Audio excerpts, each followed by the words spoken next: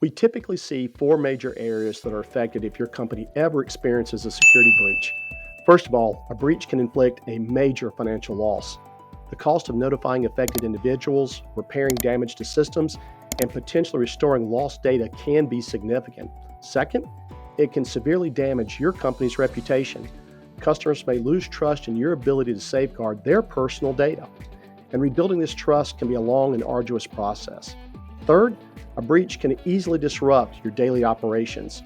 You might experience data loss, systems outages, and even a complete shutdown of critical business functions. And fourth, they can expose your company to serious legal consequences.